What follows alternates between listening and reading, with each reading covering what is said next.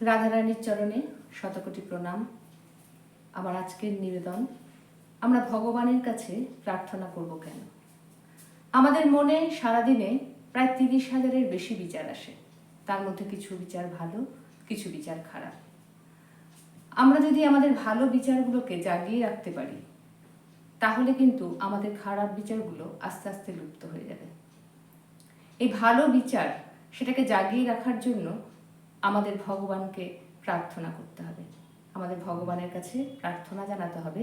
সচ্চিদানন্দ ভগবানের কাছে প্রার্থনা জানিয়ে বলতে হবে, আমরা যেন সদ্গুণ সম্পন্ন হই, আমরা যেন শাস্ত্রসম্মত আচরণ মেনে চলতে পারি, সৎকর্ম করতে পারি।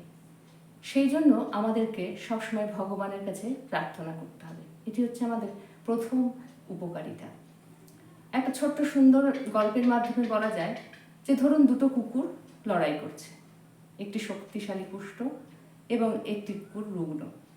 আমরা সহজেই বলতে পারবো যে কুকুরটা শক্তিশালী সেই জিতবে, কারণ সে তার শরীরকে খুব ভালোভাবে পুষ্ট করেছে খেয়ে দেয়ে। ঠিক তেমনি আমাদের মনেরও কিন্তু পুষ্টির প্রয়োজন।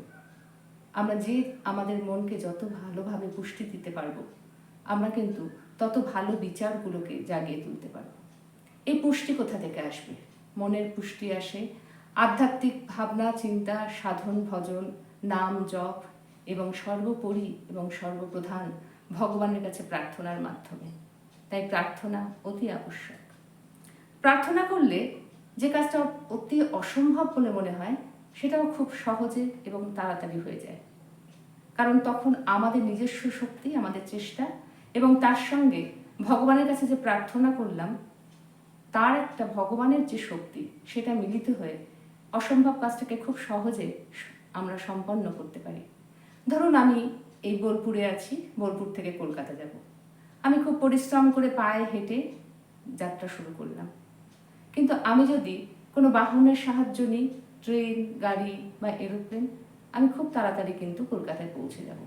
ঠিক তেমনি আমি নিজের চেষ্টায় যখন কোনো কর্ম করছি, তখন আমি যত সহজে বা তাড়াতাড়ি করছি, তার থেকে অনেক দ্রুত এবং অনেক ভালোভাবে আমরা যদি ভগবানকে সঙ্গ করে নিই, তাহলে কিন্তু কাজটি ভালোভাবে সম্পন্ন হবে।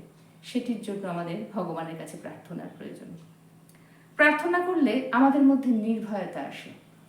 আমরা জানি যে আমরা ভগবানের সন্তান, ভগবানের অংশ। প্রার্থনা করতে করতে আমরা ওনার সঙ্গ পাচ্ছি, তাই আমরা খুব নিশ্চিন্তে থাকতে পারি। আমরা জানি আমাদের সকল অবস্থায় উনি আমাদের সহায়ক। তাই প্রার্থনা করা অত্যন্ত দরকার। প্রার্থনা আমাদের বিচার ক্ষমতা বাড়ায়, আমরা বিচারশীল হব। কোন কর্মটা আমাদের করা উচিত, কোন কর্মটা সৎ, কোন কর্মটা করা উচিত না, সেগুলো কিন্তু এই প্রার্থনার মাধ্যমে আমাদের ভগবান আমাদেরকে বুঝিয়ে দেন। তাই প্রার্থনা বিচার ক্ষমতাকে বৃদ্ধি করে। প্রার্থনার সব থেকে আর একটা বড় গুণ হলো আমাদের মধ্যে দয়ার ভাব জাগবে, আমরা দয়ালু হব। আমরা মানুষকে ভালোবাসতে শিখব, কারোর যাতে ক্ষতি না হয়, অন্যের দুঃখে আমরা দুঃখিত হব, অন্যের সুখে আমরা আনন্দিত হব। এই যে দয়ার মনোভাব, এটা কিন্তু প্রার্থনার মাধ্যমেই জাগ্রত হয়। আমরা বিনয়ী হব, আমরা ভগবানকে আশ্রয় করে বেঁচে থাকতে শিখব।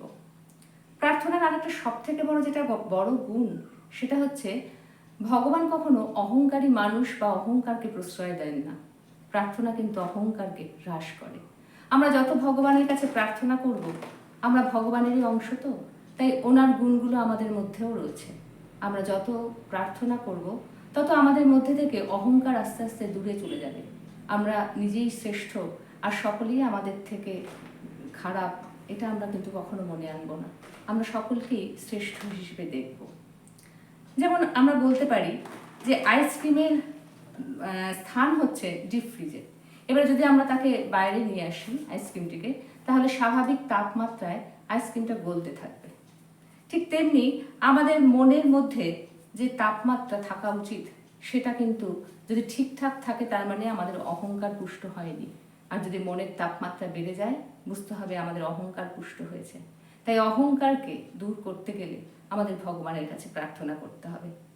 প্রার্থনা আমাদেরকে অনুভব করতে শেখায় যে আমরা ভগবানের দাস, ভগবান আমাদের প্রভু। দিনের শেষে, জীবনের শেষে আমাদের ভগবানের কাছে যখন যেতে হবে, তখন কিন্তু আমাদের সকল হিসেব নিকেশ তাকে দিতে হবে। অতএব প্রার্থনা করে আমরা সৎ কর্ম এবং সৎভাবে চলে ভগবানকে সন্তুষ্ট করবার মানসিকতা বাড়াতে পারবো। তাই প্রার্থনার খুব প্রয়োজন। আমাদের মধ্যে একটা কৃতজ্ঞতা বোধ জাগে প্রার্থনার মাধ্যমে। আমরা সকল মানুষ, সকল জীব প্রকৃতির কাছে তো কৃতজ্ঞ থাকবই, তার সঙ্গে আমরা এটা বুঝবো যে আমার এমন কোনো যোগ্যতা নেই যে ভগবান আমাকে মনুষ্য জন্ম দিয়েছেন এবং আমার যোগ্যতা ছাড়াই উনি আমাকে অনেক কিছু দিয়েছেন। অতএব এই কৃতজ্ঞতা বোধ আমরা কিন্তু প্রার্থনার মাধ্যমেই জাগাতে পারবো। তাই প্রার্থনার শক্তি অপরিসীম। যদি আমরা সৎভাবে ভগবানের সঙ্গ করে এই কলিযুগে এগিয়ে গিয়ে ভগবানকে পেতে চাই, তাহলে প্রার্থনাও অবশ্যম্ভাবী। তাই কলিযুগে আসুন আমরা নাম জপ সাধন ভজন অধ্যায় করে শাস্ত্রসম্মতভাবে জীবনকে চালাতে শিখি, মহাপুরুষদের বাণী শুনি, সৎসঙ্গ করি এবং ভগবানকে সবসময় আমরা সকল কাজে প্রার্থনা করি। এই প্রার্থনার বলে আমাদের শক্তির সাথে ভগবানের শক্তি যুক্ত হয়ে আমরা সব অসম্ভবকে সম্ভব করে তুলতে পারবো। তাই আমরা সবাইকে ভালো রাখার এবং নিজে ভালো থেকে এই সমাজকে ভালো রাখায় অঙ্গীকারবদ্ধ হয়ে ভগবানের কাছে প্রতিনিয়ত সৎ প্রার্থনা করে যাব।